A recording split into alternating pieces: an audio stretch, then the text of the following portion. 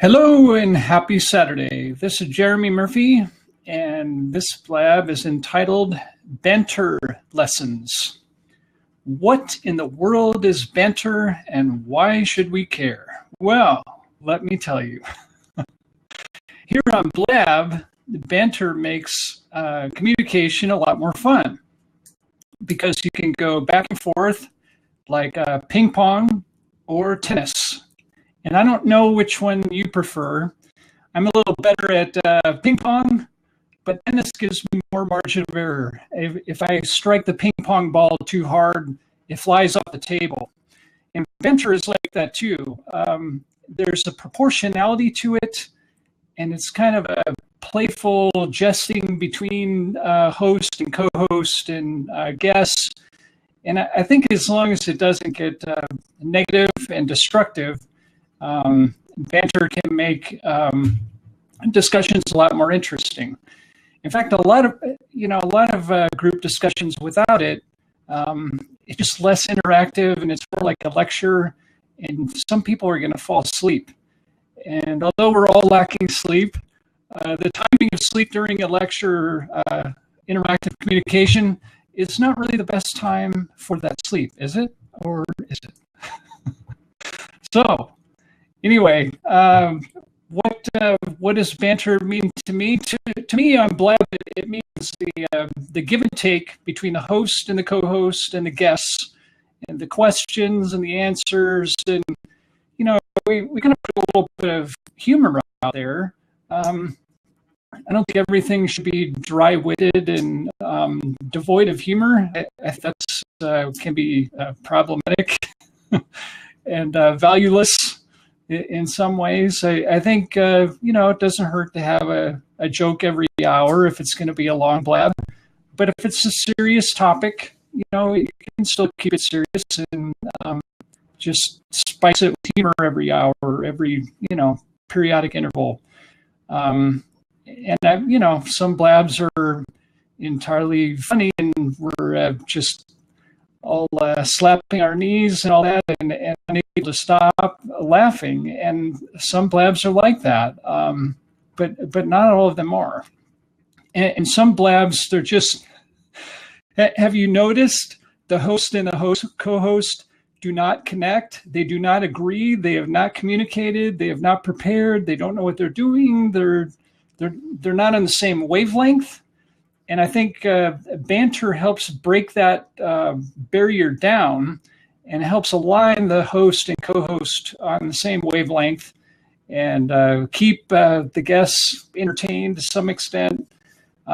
If you have a little banter going on between the host and the co-host and the guests, it does make it more interesting, and there's more engagement and I think more appreciation on behalf of the audience if you have a little bit of banter involved. Now, there may be limits to how far that banter should go. If we use the ping pong analogy, I don't think we should be knocking the ping pong ball, send that ping pong ball flying through the air so it doesn't hit the ping pong table on the other side. I think they should be gentle, short questions, answers, statements. Allow the host to say something, ask a question, answer a question, allow the co-host to respond, and really try to get other people to respond in the squares and in the comments. And, sometimes people don't give it a chance to talk because some of us like to talk a lot. And so we don't give the people that maybe are saying the least, may have the most to say, but they're not getting the floor. And so I think part of banter is giving them the floor so they can say something meaningful and really allow them to benefit by having that, by being heard, by being listened to, by feeling valued and appreciated for what they do, for who they are, for what they believe. And I think that's important. And I think that's something that we as hosts, co-hosts, and guests, we need to recognize when someone has something to say and not getting a chance to say it. We should say something. For a co-host, we should try to gently nudge the host and say, look, so-and-so has been trying to say something and is waving their hand over here, saying they have a question or something important to say. Let's see what that is. And if there's a question in the comments that's not getting answered, sometimes it helps to, to star that question, to get it to rise on the questions board on the left, or to maybe re-ask the question. If sometimes the comments go by so rapidly in these blabs, you have to scroll back up to find the question, and sometimes that takes some work. So it's helpful to have some audience members be able to pull those questions, be able to cut and paste or recopy, restate the question, maybe put it in their own words if they can't find the exact text of what they remember the question being. But I think, there's a proportionality to banter between the host and co-host. I don't think neither one should have entire control. Maybe perhaps the host might have ideas as far as what they want to do, and the co-host may have ideas that interface with that, but don't overpower it. And in some cases, you may have 7 or 8 co-hosts, and you can tell that it's a collaborative arrangement and that none of them are really controlling the agenda. So I think sometimes it's important to just have a blab for interactive purposes, and banter is helpful for that because it keeps the ball going back and forth. You can see the ball traveling from one side of the tennis court to the other, or the ping pong table from one side to the other. So if you like ping pong, maybe that's a better analogy. If you like tennis better, maybe that makes more sense. But hi, Rocco. Good to see you. We're just talking about banter. So feel free to lob a tennis ball or a ping pong ball this direction or any other direction, and I'll try to send it back to you. So. But I'm just talking about the importance of banter on Blab and how we, sometimes it's the little things like this that keep these blabs going for a while and give them some meaning and value and purpose. But it also lightens the mood so that we're not, some blabs are just very serious and the material is heavy, and you finish the blab and you just feel drained because there wasn't this playful interplay of banter between the host, co-host, guests, audience members. And I think that's something we need to recognize that a lot of people are very busy. And so sometimes maybe a 10-hour blab is not really what they really want. They may want material delivered in 30 minutes or less. And it's hard. It is really difficult to wrap up a blab in less than 30 minutes. I know I haven't done very many where I've been under that. But we have to recognize with people being so busy that they don't frequently have time to listen to long blabs or participate for that length of time.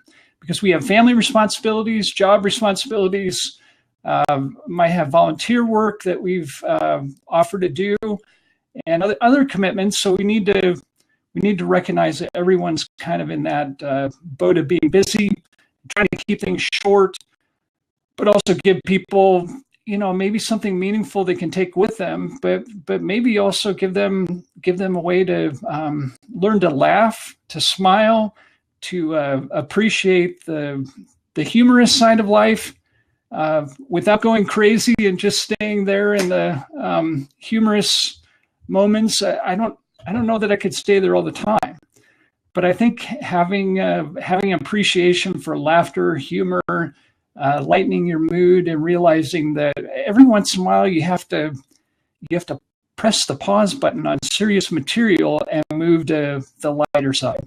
And I think that's the role that banter plays. It kind of it glues these blabs together. It makes them tighter.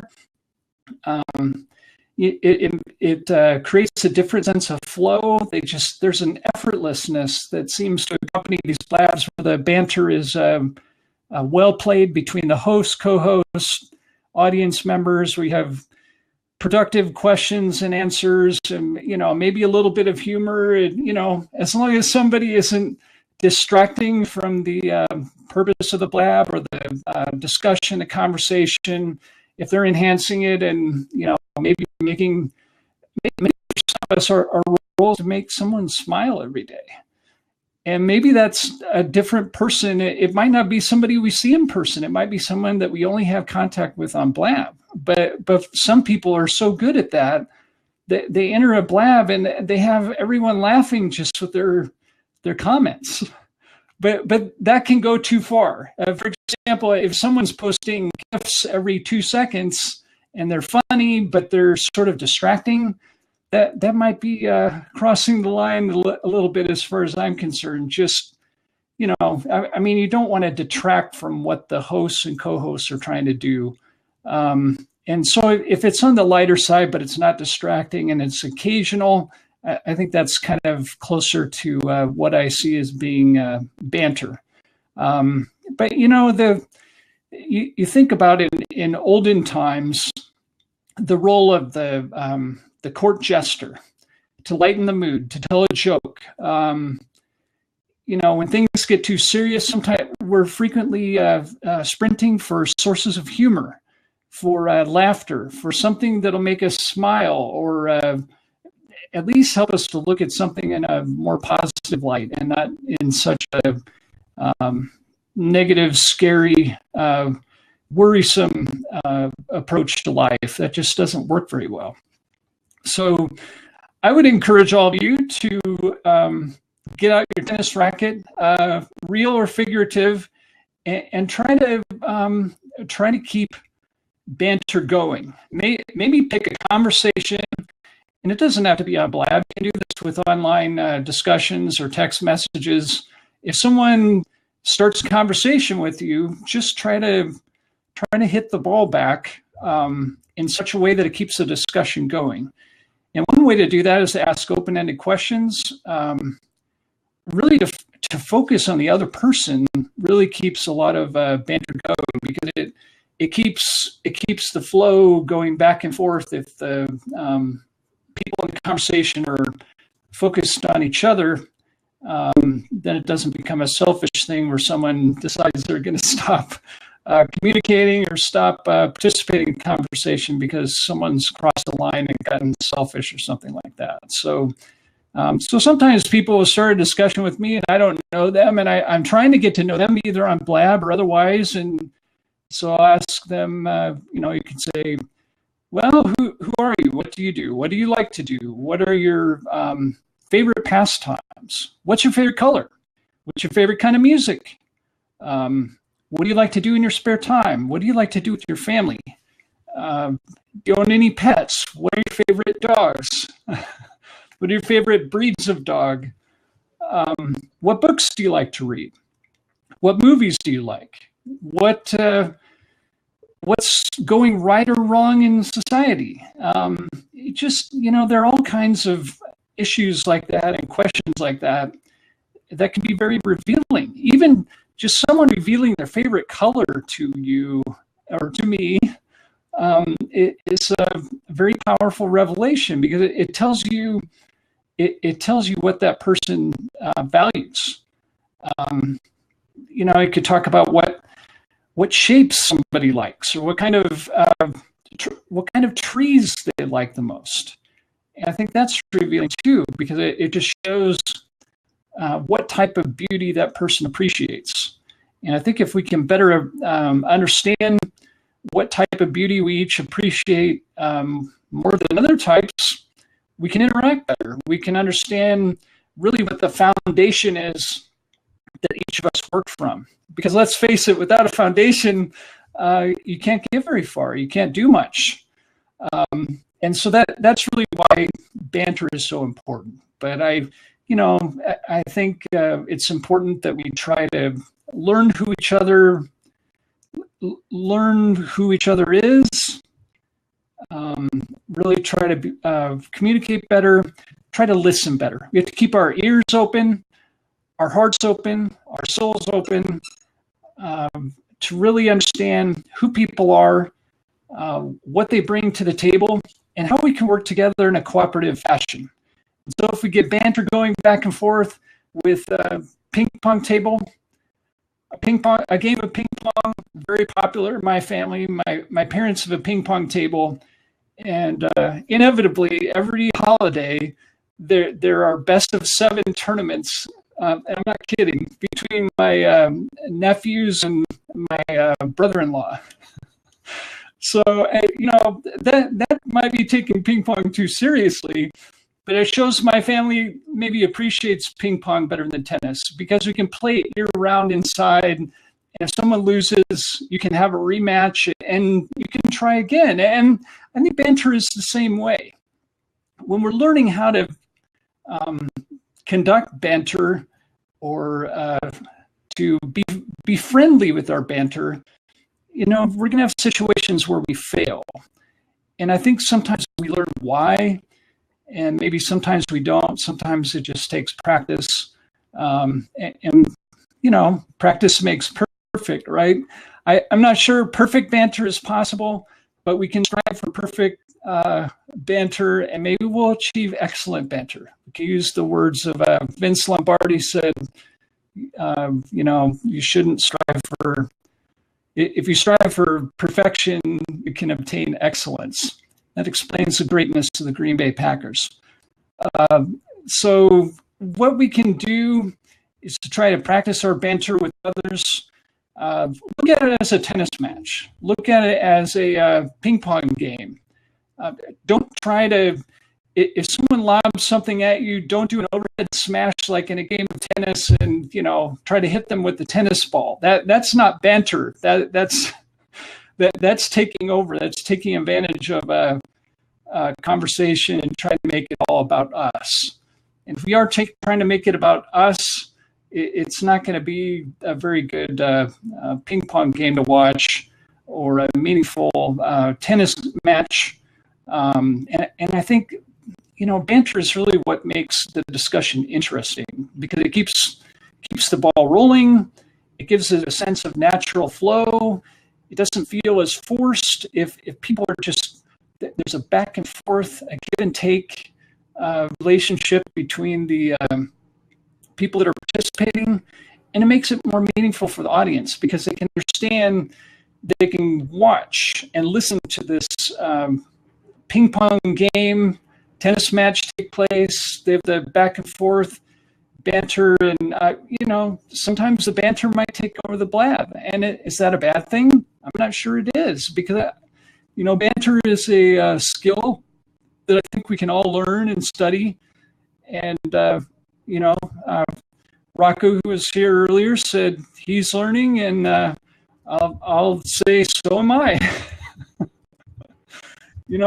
Honestly, none of us are perfect. We're all struggling at certain points to reach a higher plane, a higher metaphysical plane of existence.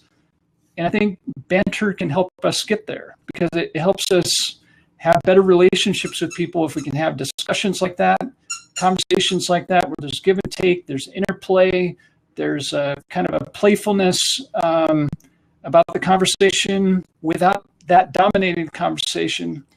And it just makes it more meaningful for people. It makes it more engaging. And I think on video platforms like this, the audio is very important. Sometimes people are listening to blab, and they might be running and just be listening in their headphones. They're not watching it. They're listening to it. And you should be able to close your eyes and listen to what the banter is, and not necessarily closing your eyes while you're running, of course. But my point is that the auditory banter should be it should be audible.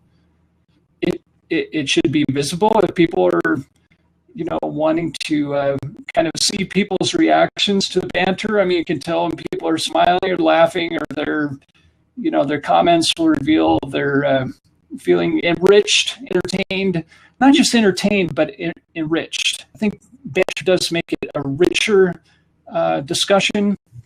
And so, that's really what I wanted to share with you today about banter, what it means, how it can help us, and where it can take us, how it can enrich our discussions here on Blab and enhance our relationships.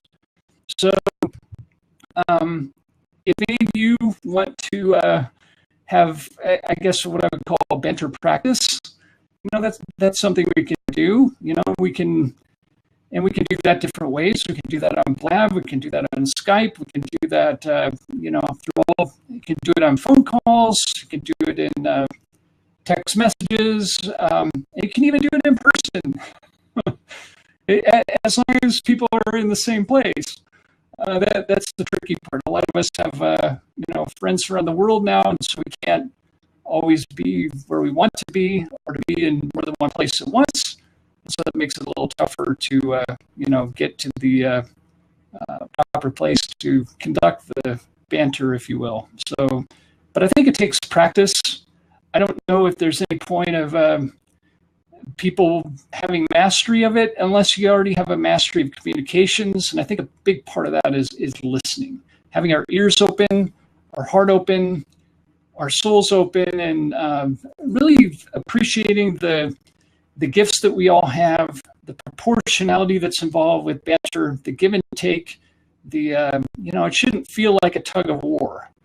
If it does, it's not banter. It's more of a conflict. And that's one thing that banter does. It turns it into more of a ping pong game of ping pong, tennis match. Those are the best two analogies I can come up with. I tried to discover if there were maybe some others that might be more meaningful, but those are the best ones I can come up with. And I think, it's not exactly a game of chess. That's too strategic. I struggled with whether that was a good analogy or not, and I really don't think it is. So, it really comes back to ping pong, tennis. Pick the sport you like more. If you can think of a better example of banter, I'd be interested in what it is. I'm not sure there's a perfect example, but those are the best examples I could come up with. So I hope this has been helpful.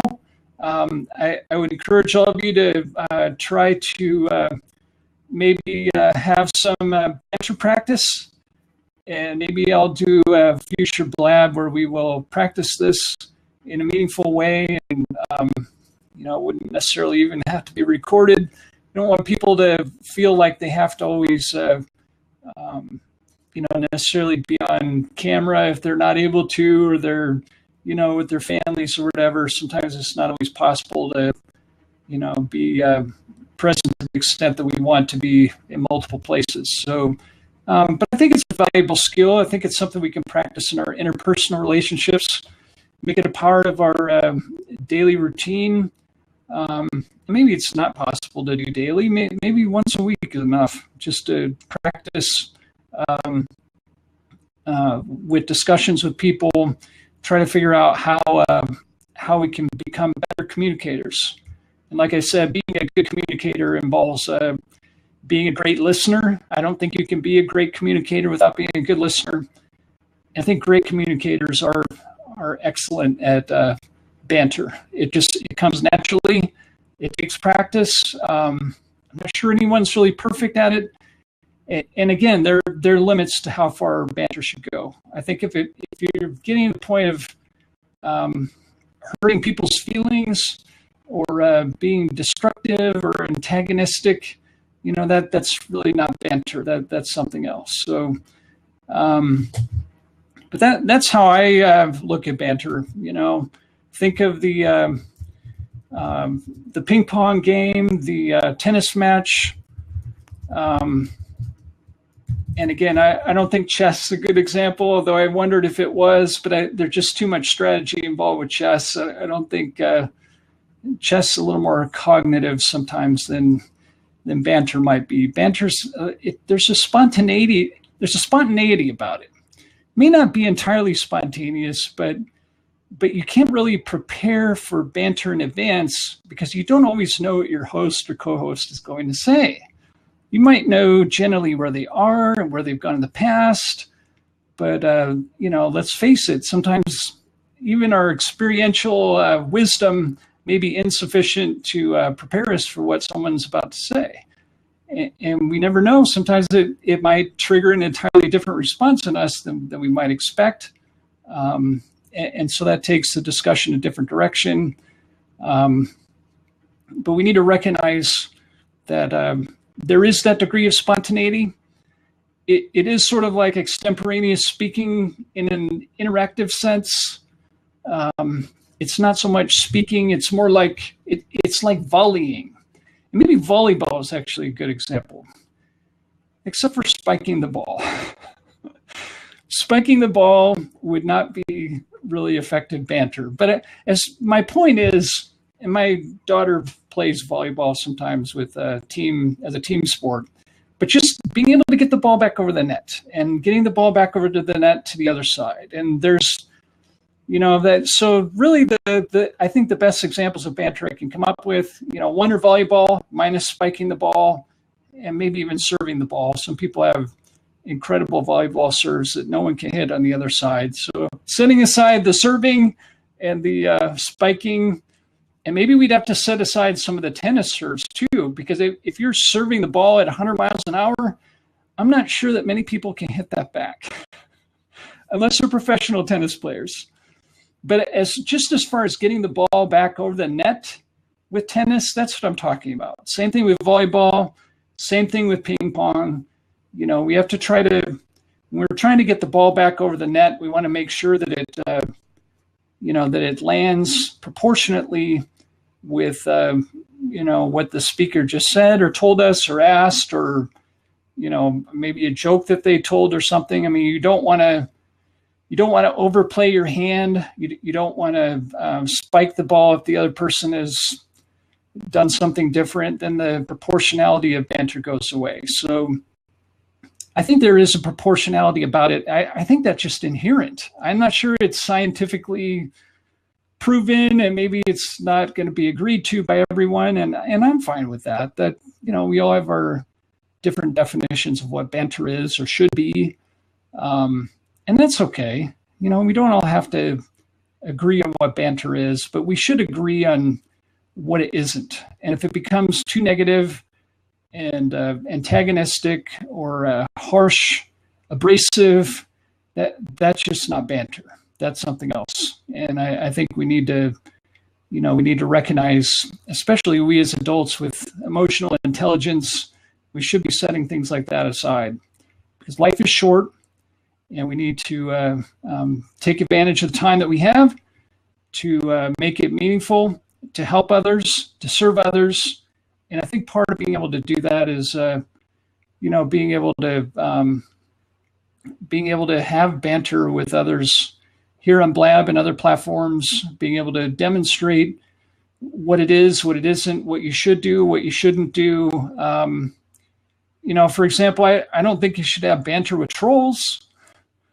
I think you should ignore them. There's a saying, don't feed the trolls. That is absolutely true. That is empirically proven. Do not even go there. So you want to have banter either with someone that you don't know, that you're pretty sure isn't a troll, or someone that you do know pretty well, and then the banter is easier. There's a comfort level if you know, like, and trust someone. That banter is easy. It's spontaneous. You have top of mind reactions to things the other person says. You have to set aside any that might be too negative, abrasive, antagonistic, etc. But I think if we're able to do that, banter is pretty easy. So it's just a matter of finding people we know, like, and trust, or want to get to know or meet. And I think banter, it has an ice-breaking capacity. It helps break the ice. It helps really be able to, sometimes it might sort of cement into a relationship at the beginning. It might, if it has that ice-breaking capacity, it can take down walls or barriers that might divide us and help us realize that we may not have everything in common, but we may agree on, what's funny or entertaining, and maybe we can develop a common understanding of what banter is, could be, should not be. And I think it's important as we establish these norms of what's important on Blab that we sort of set boundaries for where banter shouldn't go. And if people are being negative, antagonistic, abrasive, destructive to others, I don't think that should be tolerated here. I think we should call each other on that and stop it, because we're all here for a purpose. I believe that purpose is positive. I don't think we're here for destructive reasons. I think we're here for positive reasons. We're here to enhance and enrich each other's lives in meaningful ways.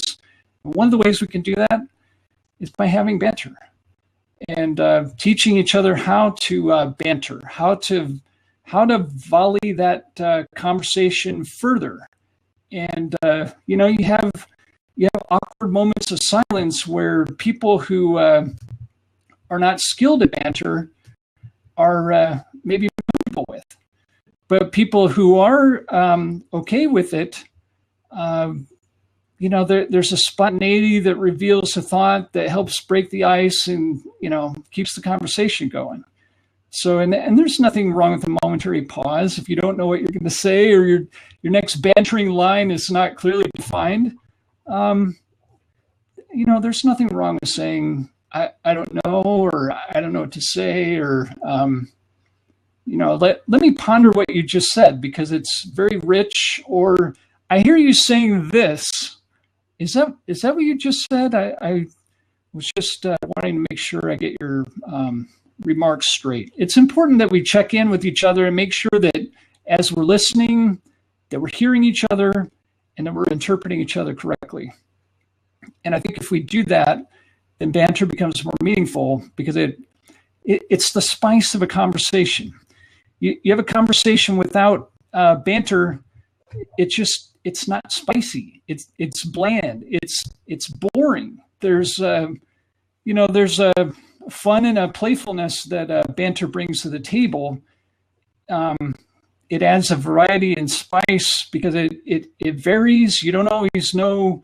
There's a little bit of an unpredictability about it, which, some of us would like to be in control all the time. That can make us uncomfortable, and that's fine. But we need to recognize that banter is the variety and spice of life. And if we use it wisely, carefully, and in a positive manner, we can have more powerful relationships. We can have more meaningful discussions. And I believe it can have a transformative effect on our society, not only in ourselves, but in the lives of just the millions of people that we may be called to touch in our lives. Maybe for some of us, it's only hundreds or thousands, but I think together, we do affect millions of people. You think about everyone you have contact with, if we find ways to be positive and to enrich their lives, to enhance their lives in a meaningful way, that's really what life is all about. Looking out for each other, serving each other. So go forth, banter with abandon, but be positive about it. Make it proportional. Use it for ice-breaking reasons. Make it somewhat spontaneous, and make sure that it's never destructive, negative, or abrasive, or antagonistic. If it is, it's not banter, it's something else, and life is too short to be negative. So once again, this is Jeremy Murphy. I am a positivity coach and creator of the Positivity Patrol. You can find the Positivity Patrol at positivitypatrol.com. I'm also a running coach, certified run coach, certified health coach, and looking to help anyone who needs help with turning around their mindset, their running, their health in a meaningful way. Look forward to trying to help as many people as I can here on Blab and elsewhere in person and through whatever platform that I participate. So you can find me on Twitter at Jeremy P. Murphy. And that's all for now. Happy bantering. So go forth and banter. Bye.